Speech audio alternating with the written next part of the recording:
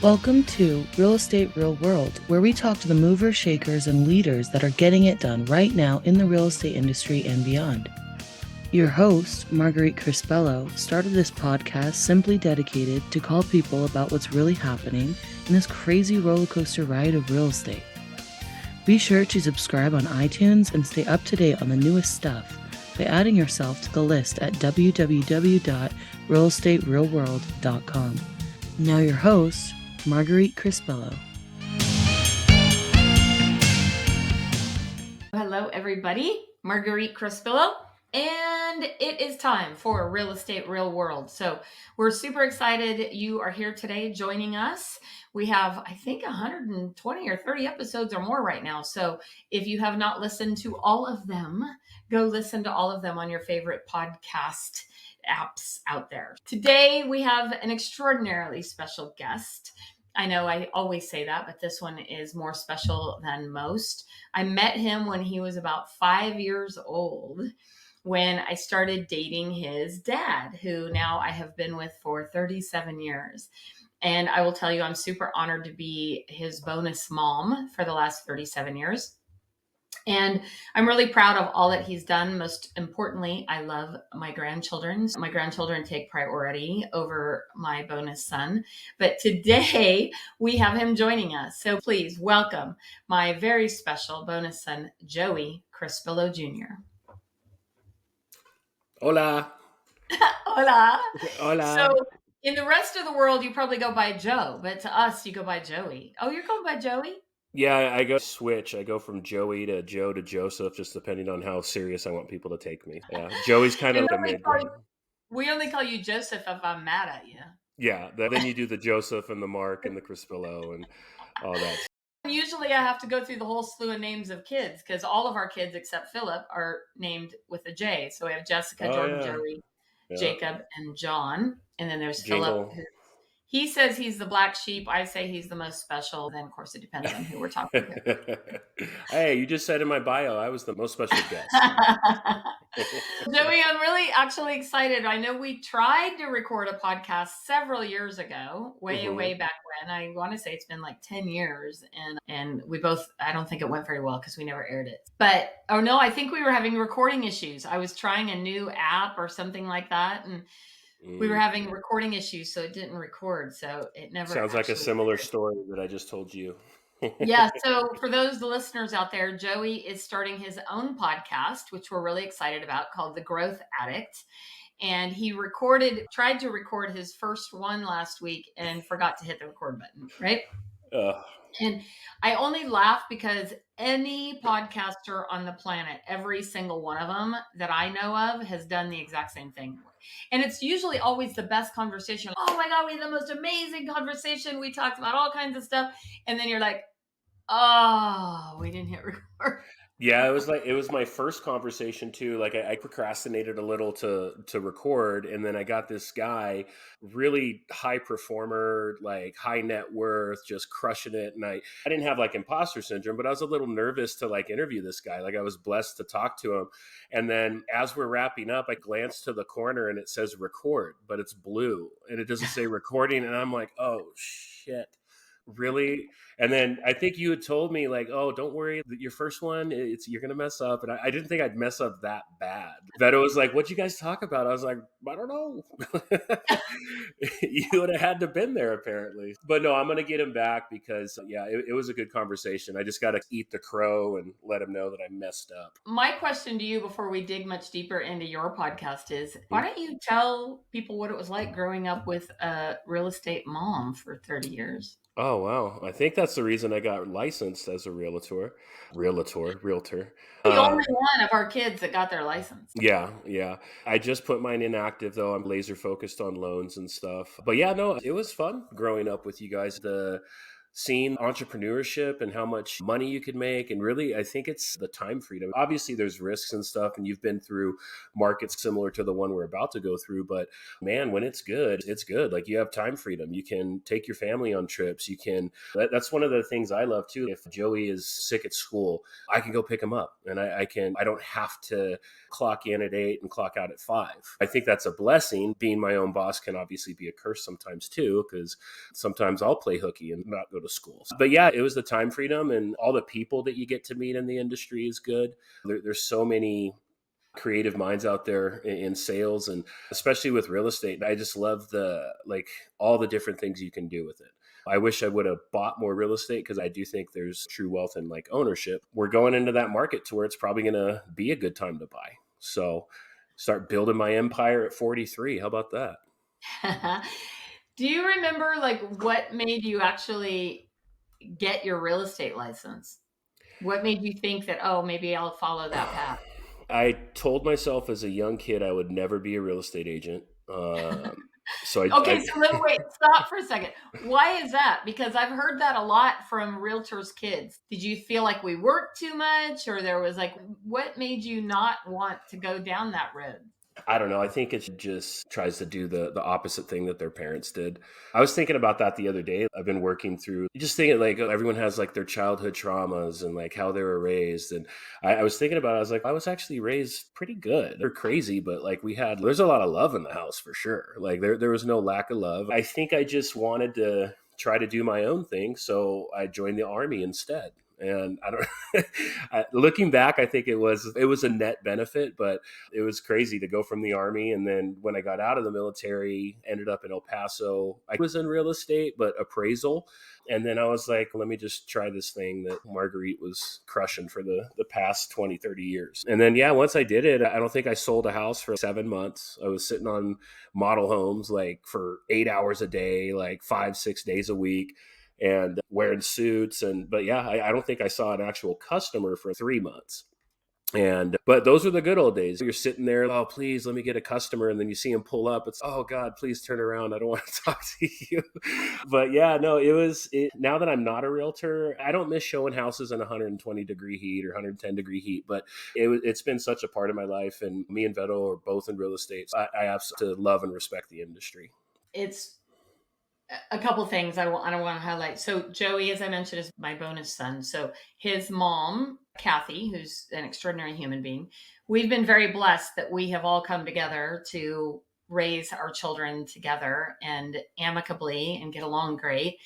And I don't know that I appreciated that much until I start to hear of other families that struggle with not working together. Like even last year at Christmas, we had your mom here and we had your stepdad Jerry here, and we had this huge blending of families. Their boyfriend and girlfriend. Yeah. And I feel so incredibly blessed to have that, because I don't think a lot of people do. And what was most important to us, all of us, was what was best for you guys as kids, and to make sure that you did feel loved and that you did feel like you were important, despite whatever people's other situations are. It was most important. And so I feel really grateful for that relationship and grateful that we all get along and we all do what has always been best for you guys. Because now you guys are all grown. So now we don't have any real reason to get together other than it's way easier to be in one place where you guys can come instead of having to divide up with the holidays coming and divide up families and all that. I don't know. I don't love it. But no, I love it. And it's one thing that's really cool is whether it's my mom going to your house or you guys going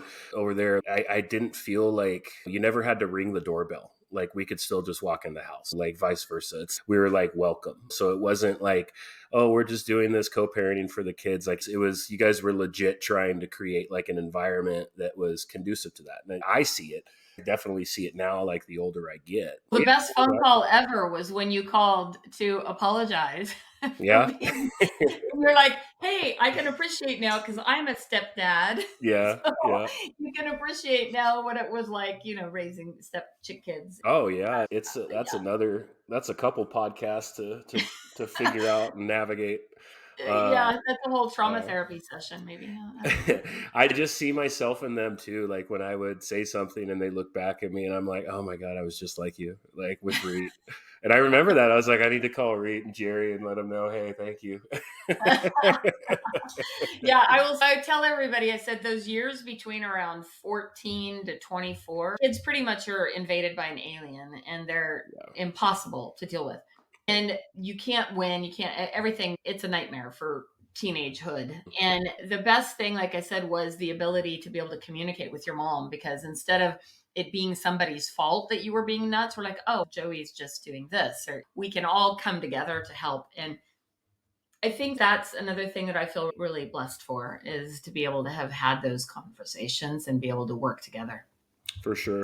Yeah, and kids like me included when I was a kid, we could be like little psychopaths. So you guys are your own personality, you, Dad, Reed, Jerry, and kids, you can manipulate that. And that's what kids do, I think. Like they use that to be a little manipulative, to get away with stuff like, oh, I'm in trouble over here, so I'm just going to spend time over here now. But as we get older, it's I get to see you for the person that you are. And like my mom, like on an individual basis. And hopefully as you become an adult, you're a little less manipulative. And I think that's when like true relationships can bond. Because I think about all the times that you've helped me, like in business and personal questions. And that's awesome. And that's why I like the term bonus mom, bonus son, because it's truly a bonus. You know what I mean? I may not be able to ask want to ask my dad about this. Let me talk to Reed about this, or let me talk to Jerry about this, or dad, or mom, or vice versa. But yeah, you guys truly are bonus parents. How lucky are we? 2 Christmases, 4 parents. Love it. What I'm most excited about is because I've watched, obviously, you grow since you were 5 years old. And so it's been such a journey to watch. First of all, I want to thank you for your service. Being a veteran is impactful. And what you have done, and you have 5 of our grandchildren, 5 of our 8 grandchildren there. So we're super grateful, especially all of them are amazing, but little Joey 3 has got your personality for sure. Yeah. And it's been interesting to watch you transition through the years, from you going through your rock bottom periods that have, I think, probably shown you more about who you are and what you can be than anything else, right? We learn more from our failures than we do from our successes all day long. And I think sometimes when people see someone at their opinion of what is successful, they don't really know what they went through, right? They don't know all the stuff they went through. And you have a new podcast coming out called The Growth Addict. And I love the title of that, because I have always been very focused on self-help and working on myself and attending lots of events. And I've always tried to share that with you. Hey, read this book. Hey, go to this event. Hey, do this. So it's really exciting to me to see what you're doing with that. So how did you get here? Tell me what led you to want to do this. What made, like, for the podcast, I always had a podcast in mind. Everyone that knows me, they're like, oh, you should be a stand-up comedian. And I'm like, I don't really want to do that. You should do one with your brothers and sister, though, because you guys, I'm telling you what, you guys, if you've not been at a Crespillo holiday event where all these kids are at home, like, you better wear Depends, because you're going to pee your pants nonstop. Yeah. That's what I tell people. I tell people I just do street comedy, free, no ticket needed.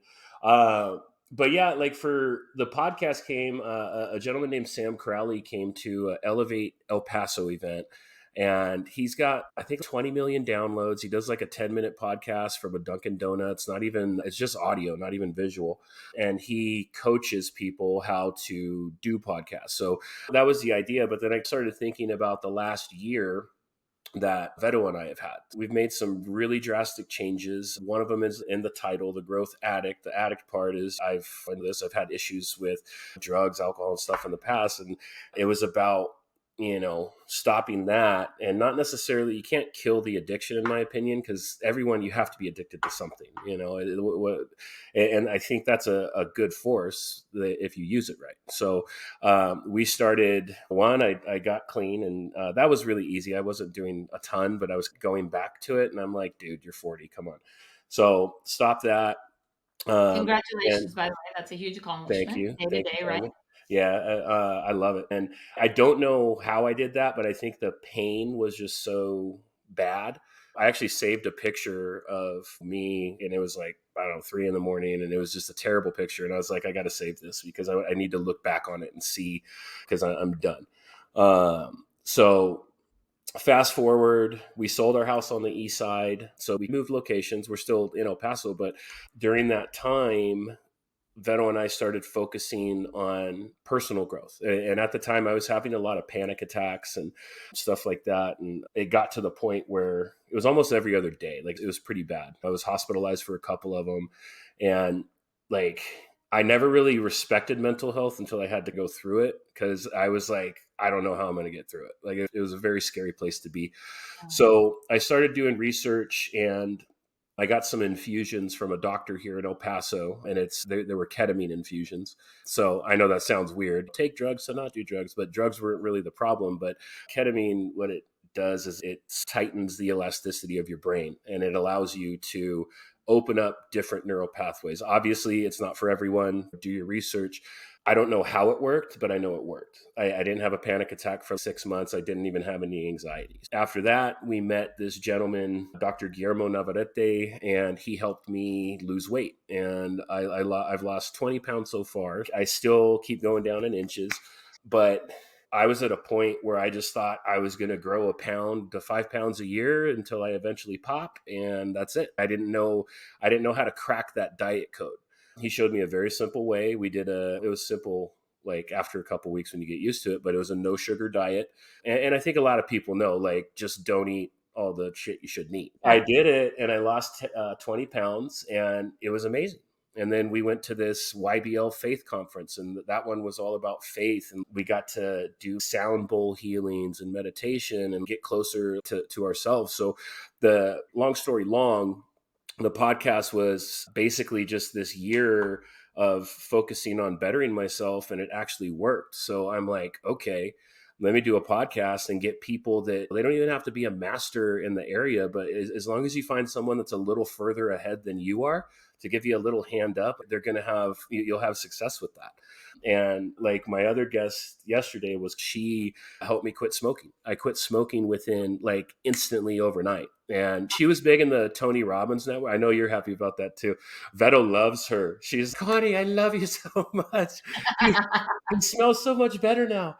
But the smoking thing too, like even the weight, I could see that. But the smoking, it was so like tied to me, like personally, like it wasn't just the cigarette. Like it was something like, especially being in the Army, something you do when you're afraid or stressed, or like it reminded me of music growing up. Smoking was like, it was like a sexual experience. So I didn't think I was ever going to be able to quit. I just thought I was going to smoke cigarettes and die early, probably a painful death. And then overnight, this lady that understood neurolinguistic programming, she helped me reframe my personal story. And I woke up the next day, 0 cravings for a cigarette. I still haven't had one craving, which is wild, because the story I'm telling myself is I'm not a non-smoker. So I got to skip all the withdrawals and all the crap. And I think that's what withdrawals is. You're still trying to identify as a smoker. Oh, I need it. And it's like an excuse to smoke. Oh, I'm shaky, so I got to go smoke. But I literally had 0 cravings. I had her on because I'm like, once I did that, I'm like, shoot, what else can I do? Can I unblock this thing I have about money? Like I've always made enough money to support whatever lifestyle I wanted, I guess, at the time. And I know there's tons of other people like that out there, but if you get enough, you'll sabotage it. And I do the same. So I'm working on unblocking that right now, and it's going good. And I can tell it is because I'm doing a podcast. We're doing other cool stuff. But yeah, I wanted to do it because I know there's someone out there just like me that's in a dark spot, and they don't know whether or not they're going to give up or not. I know that place, and it's a terrible place to be. And the answer is usually like someone else has it and they're right around you. Success in every field leaves clues. So just don't give up, and it's out there. So I just want to interview awesome people, partly for selfish reasons, so I get to meet them and hang out. But yeah, for other reasons, to get their words out there. They can help people. I love that. And I look forward to you figuring out the money thing, because you're going to have to take care of your parents here. Yeah, that's on the way. It's on the list. Make sure you got to have enough kids that somebody makes enough money to take care of you, so you don't have to go into a care home. But It's interesting because I think that so many people follow those same challenges, right? And you have to find somebody that you can see in them yourself. And that person doesn't always look the same, right? Like somebody who connects with me is not going to connect with you, and vice versa. Hmm. But when you find ways to overcome those challenges, there's always somebody who can benefit from that story. And Hmm. I remember my friend Rick Ruby used to always say he had the bigger pile theory, right? If you have a bigger pile of whatever that is, then people should be listening to you until you find somebody that has a bigger pile than you. That could Right. be money, that could be education, that could be relationships, it can be whatever that is. But if you meet somebody that has figured it out, found the cheat codes, or found ways to work through whatever it is that you need to work through, that's who you need to listen to. And you need to follow them and listen to them for a while until eventually you're going to have a bigger pile of something else that they need help from. And I've loved having a podcast. I've had my podcast now, I think like 10 or 11 years. I don't know how long I've had it, but I've loved it because I have made some incredible relationships and talked to some people that I never expected. And it pushed me out of my comfort zone. Like one of my favorite podcasts is a guy named Bob Berg, who wrote the book, The Go Giver. And I had read that book so many times. It's one of my favorite books, called The Go Giver. He now has a whole series of them called Go Giver. And I randomly got his marketing email one day. And I'm like, I wonder if he'd consider being on my podcast. I was like, oh no, he's famous. He's a big author. He's never going to do it. And I thought, what the heck? I'm going to send an email. So I literally sent an email saying, hey, I have this podcast and would you be interested in being a guest? And 5 minutes later, he responds and says, sure. I was like, Uh-oh, it's getting real. what? Really? Are you serious? Like I was like starstruck. Yeah. So it helped me to honestly, I think, see that especially successful people in my mind, especially people that have accomplished certain things, are the most willing to give and Oh, share. yeah. I think Because they have to at that point. yeah, you have it in your head. First of all, there's more than enough for everybody. Like people can steal your idea all along. Most people are never going to follow through with it. But the reality is that to me, the most successful people always seem to be willing to make the time. They show up, Hmm. they commit, and I'm inspired by them myself. Like Hmm. when people will reach out and say, oh, I didn't want to reach out to you because you're too busy. I'm like, call me. Like if it's in Hmm. my calendar, it's going to happen. If we can make it happen, I'll make it happen. And I've learned that about so many other people too. So nobody should be off limits for you to interview, right? And Yeah. reach out to, because you've always been an extraordinary people person, and people love to be around you, and you make people laugh and you're fun to be around. And I'm excited to see this next phase for you, because I want to believe that I've always seen that in you. You just didn't see it in yourself, right? Yeah. And Yeah. I think that happens a lot with people. Like other people can see in you more than you can see in yourself. So I'm excited for you. Thank you. Thank you. Yeah, no, I feel that too. People, I had a friend, I'm going to interview her too. She was asking me questions and she was like, why aren't you a millionaire yet? And I was like, huh, why am I not a millionaire yet? It's because Because you I have didn't, 5 kids. yeah, I didn't see that in myself, but you're absolutely right. Even like going through this process, I'm like, is this me? Is this really me? But it is. It feels natural. It doesn't feel unnatural at all. It feels like I should have been doing it. But I think I'm on God's timing. So there's perfect time for everything. I don't think I would be anywhere near where I'm at spiritually and emotionally had it not been some of the bad stuff that I went through and grew through. I think it's all blessings. There's what's the saying? It's you can learn like it's a learn or a lesson. I don't know. Oh, you guys can edit this out, I think, but I forgot the quote that I was just gonna say. Yeah, something about a lesson. But yeah, That's okay. There's lots of lessons, right? yeah, And for sure. tell us about the pictures behind you. Oh, that's Albert Einstein, Charlie Chaplin, and Bruce Lee, and they're balling. They're just playing basketball. I just love them. They were Charlie Chaplin, I guess he was in comedy, but these are all very obviously disciplined people, and they're like very smart. You got a genius over there. You got a martial arts guy, but it's just I don't know, good to see him having a little bit of fun, lighten the load a little bit. Life isn't that serious, so. Joey, I am very excited for you in this show, and Thank you. I'm really looking forward to, hopefully you'll have me on as a guest. I don't know. Yes. Yeah. I'll hit record. And I'm excited to see who you get on your show and the conversations you'll have. You've always been a great conversationalist, and I think you underestimate yourself quite a bit. So I'm excited to see what you can do. And I actually have a quote on my wall right in front of me that says, "Aspire to inspire." Oh, I like it. I will aspire to inspire. And that really is a big part of where I'm at in my life. My goal is, what can I do to inspire people and help them build and grow? And the Growth Addict, I think, is going to be an extraordinary show, and I'm looking forward to it. I love it. You do have a biased opinion because you've known me for a long time, but I do appreciate the well wishes. And thank you so much for having me on. We didn't talk too much about real estate, but we did talk about the real world.